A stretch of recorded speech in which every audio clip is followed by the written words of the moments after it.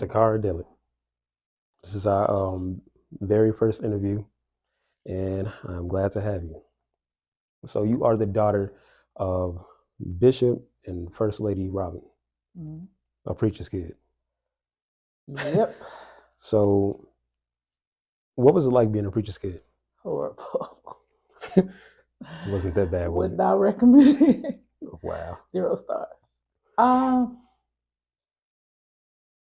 it's kind of like being like a hood celebrity at some Oh, point. wow. Kind of like uh, you're always being watched. Hmm. You're always being judged. Um, and even though it was their calling to be a pastor, they expect the preacher's kids to act like they're pastors. That Right. was not our calling. It was something that we were born into. Hmm. That's my dad's calling or my mom's calling. That's their profession. Hmm. I'm my own person. It has nothing to do with me. Right. Uh, so it was very hard. I mean, it was something. Plenty of times I felt like people wanted Hmm. me to fail. Yeah. So yeah, it was something that I'm like, I wish my dad was just a regular guy. Yeah. I love my dad. I would never want nobody to be my dad but him. But Right. just him being a preacher was very hard. I've just got comfortable maybe in the last 2 or 3 years. Really? Yeah, just being me, Hmm. not thinking, you know, things that I say, things that I do is always a reflection of him. Hmm. And now that I'm 40, it's like I'm 40. Like this is Hmm. who I am. Me is being me is not a reflection of who he is or what he taught me. Right. Being me is what I chose. What I choose to do is what I choose to do. So I Yeah. just started getting in that, like even with social medias, like you can say anything, you can Hmm. share certain things, even if it was just you sharing it in other people's words. It was like, oh no, this Mm. this has a curse word in it. Yeah.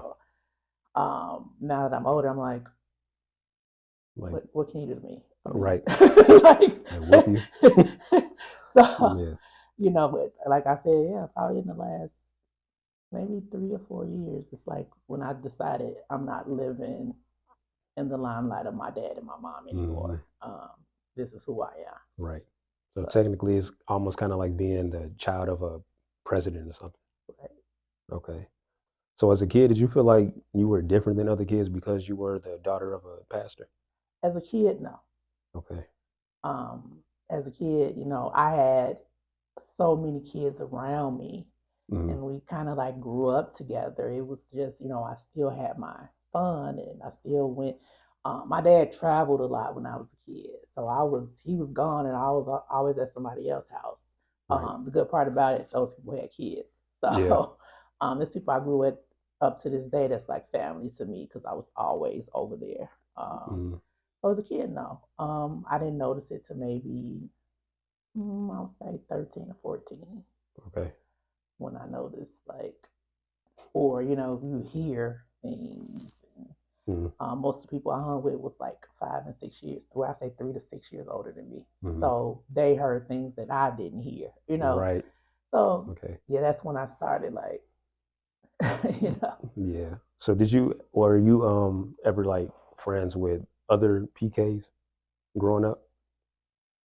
Um, I didn't really hang with preachers' kids. Okay. I went to school with a lot of them. Mm. Sung and show choir with them.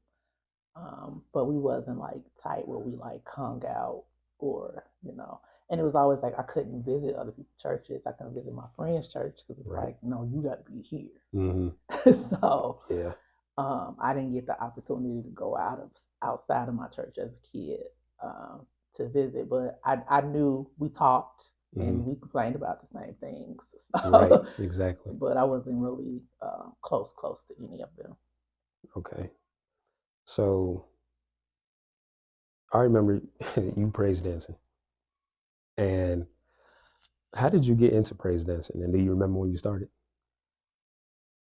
I so at no, I was born and raised in Fort Heights. So Hmm. as a kid, when I was in Mega Evers, I was in drill team. Okay. So drill team is you stiff, you know. Mm-hmm. And so I think it was Doris Johnson. She was a member of our church. She got into the whole praise dance thing, Mm-hmm. and she wanted the girls in the church to participate. Of course, it was like I don't even think I had an option. I don't remember. It wasn't like, "Ooh, I want to pray." It was Right. never that. Okay. Um, if it was, I don't remember it, to be honest. But it was like I was so used to being stiff, they had to break me out of that.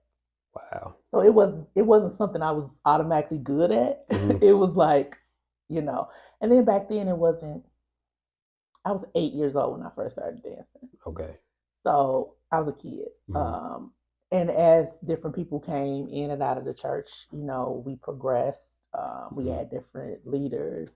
I actually even taught some of the teens at one point. They got on Mm-hmm. my everlasting, but I taught them. I was the leader over them, Right. and it just came natural to me. Mm-hmm. To be honest, praise dance, I would rather dance than sing. Really? Yeah, Wow. people don't think that, but I would rather dance than sing. Like it just comes natural to me. Yeah. Like I can hear I know you see me even when I'm singing, I'm praise dancing. It's just Right. Yeah. It's I'm like moving in my you. head. Yeah, it's Yeah. just that's just me. It comes natural. What stopped me from dancing is my back, but Oh, okay. um, my back end that when you get older, you stress more. Like, Mm-hmm. so it's like, oh, I got to remember this song. I got to remember the songs I'm singing in choir. I got to remember the songs I'm singing in the praise team. And I got to remember the moves and the words to the song I'm praise dancing to. Right. So when I used to have to dance, I used to be up there stressed out, like, okay, what is this? Oh, what is this? So like how many days in advance do y'all have to like practice this or rehearse it? when we first became like, I wouldn't say popular, but I think the peak of our Yeah. dance ministry was when we were called Anointed. Mm-hmm. Man, like, because we had our own style of dancing. Right. We didn't really do the whole worship flag thing. Like, it was kind of a mixture of miming and dancing to me. Okay. So when we was at the peak of that, we danced every Sunday twice. Wow. So what is it like? We had one rehearsal that Mm, we probably stayed at 3 or 4 hours. Um, and we danced that Sunday. We didn't have any breaks like they do now. Like we mm-hmm. danced 11 a.m. service, 7 p.m. service, and we had one rehearsal. Wow. Sometimes if it was a complicated dance, we might meet twice that week. Wow. Yeah, so I mean, over the years, y'all done pretty good. So it's yeah, like, man. even if it did take just one day, y'all still like did really Hmm. good. Y'all had it. Now they get breaks, so I don't really. We used to practice. We still practice every week. Mm-hmm. Uh, but it's different. I guess everything is so different now. Yeah. Like the things we used to do, like man, I can't believe we used to do 2 songs, and the songs weren't like short either, like 7-minute songs, Wow. and one Yeah. one rehearsal, and we danced the next. Wow. But it was we it wasn't a performance for us, so it was different. Right. It was like we up there to magnify God. With God take over, that's what to do. It's times we didn't even get through the song. So Yeah. it was different. So like looking at the generation under you that is praise dancing now, how do you feel about it? Um, the people that's dancing now, as I would say in the adult group, we all grew up. Yeah. I'm older than them, but they started as a teen group, Mm-hmm. not in an adult group. Even seeing my daughter up there, she started as a kid. Now she's in the adult group. Right. It's pretty much the same thing. They just don't have this. They don't have to dance as much like we used to, Yeah. you know. Mm-hmm. But I dance with the group. I've danced with everybody that's up there now, so they still got that anointed flair, uh, and they still have. We always had our own little flair on how we danced. Mm-hmm. Um, so yeah, they still got. I just think we don't have any teens and really any like tweens anymore because it's like no, this generation's not really dedicated to anything anymore. Right. If it take work, they don't want to do Yep. it. At all. If it's an inconvenience to them, if any little small thing, they don't want to do it. So Right. Okay. So you being a praise and worship leader, does it come with any stress? um I was forced Well. into this position because our praise and worship leader was out ill for a Mm. couple years. Um, it was very hard at first because you're looking at people's faces. People there, it's like they came. Some people come to church like somebody literally put a gun to their face, and Forced said, them to "You better come. come." Yeah, and Yeah. so they sitting there all angry. You like, why are you here then? Like, Right. but it's very hard because you're setting the tone for service. Hmm. And then you have people, different people that are saying, you're responsible to get the people live. You're responsible. I'm like, how can I be responsible? I can't Right. make people do what they don't want to do. Exactly. And and to be honest, probably within the last year, I've gotten comfortable. Hmm. Um, I listen to God. If He tell me to say something, I say something. If He don't, I'm not. I'll get up there and sing and sit down. Right. Um, Hmm. or I'm doing it for me. Yeah. I'm edifying God. This is for me. This is me worshiping God. And whether you get up or not, I'm gonna do my due diligence and worship and praise and give Him all I got. Hmm. And that's why I got to the point. I'm not here to pump and prime nobody. You either Right. get into the service or you're not. Yeah. And it's a lot of praise and worship. Get up on your feet. You're not standing up. I'm not. That's not something I'm doing. You know what I'm Right. saying? I'm not forcing anybody. So I get up there every Sunday, Hmm. um, and I do what God tells me to do, or I give my all. And sometimes, most of the time, I'm ministering to myself. So, Yeah. Right. I'm listening to the words for myself. Hmm. So that's where I am with praise and worship. And I actually, now where it was so much anxiety getting up there, it's like Yeah. second nature to me now. I have somebody like, oh, I have a song request. That ain't what. Yeah. That's That's yeah. it's not that easy. Hmm. Sometimes I get up there and change the song. Like, yeah, that's not where we should go right now. Right. Um, and it's about feeling the atmosphere. It's about, um, as people say, vibes, Hmm. which is not a spiritual word, but Right. just your surroundings. Like, if people are tired and they sitting there drained, it's not time for me to be worshiping. It's time to say, hey, okay, let's get some bass and let's, yeah. So it's just going with your flow, going with the Holy Spirit on what it's telling you to do. But again, like, it was something I never wanted to do. Like, people that know me, like, I hate ad libs. Like, I'm not good at it. I'm not good at ad libbing. I'm not good at like coming up with just words like to say. And that's just not my gift. I tell people that now. I'm not good at ad libbing, getting up there saying a whole bunch of scriptures in the song. Like, that's just not what I'm good at. But I used to get up there and Shondo, she's like, "You're not gonna say nothing?" No, I'm gonna sing and sit down. Like, that's how I was. I just like literally, I just got like that. Like, recently, I just get up there, sing a song, and sit down. It's rare that I would talk. Then my daddy like, "You're not gonna."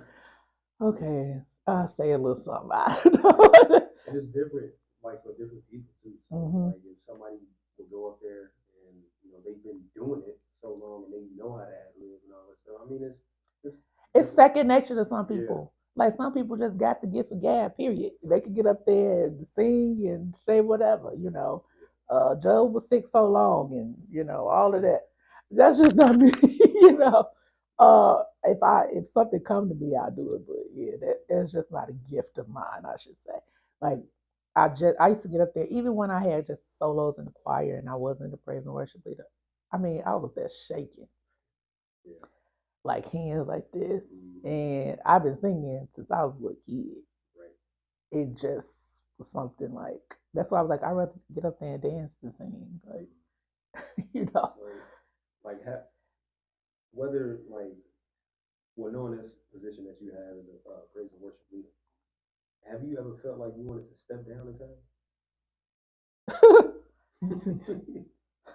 Absolutely. It's like I don't even want to. I don't want to sing today. I don't want to. Like I or it's times where I'll grab somebody else like, hey, sing. I need you to do. I am not feeling it. You know, and I'll grab like, hey, lead this song.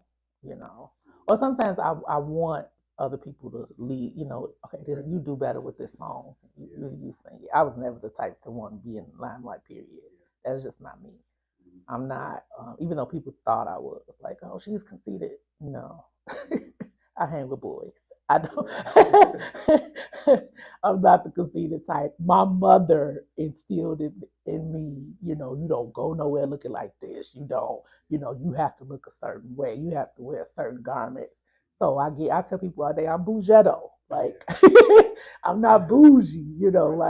But and I see where she got it from like grandma. My grandma, my auntie well, that's our auntie, but when she was dying, uh, like literally, I rushed out the house. I take a shower, nothing.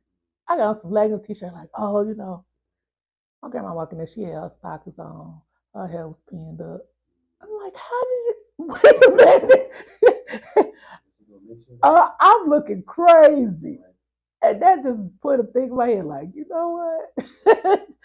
like, like strong. Like, I'm still not going nowhere, even though this is what I'm dealing with right now. I still have to make sure I'm presentable at all times. And that's why I'm like, oh, well, that's where my mama got it from, because they came in there, like, who about to put on stockings? Like,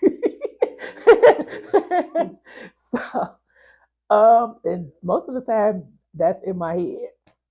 That's in my head. Like somebody's out, you always gonna run into somebody, or anything can happen. Even my dad's mom, you better come out the house clean. You never know what happened to you. I'm like, what? you know?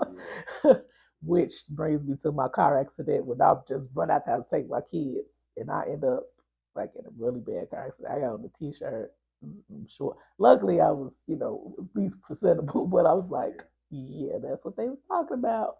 You never know what can happen. Let's talk about that. Like, how did you, well, knowing that you've been in an accident, how did you feel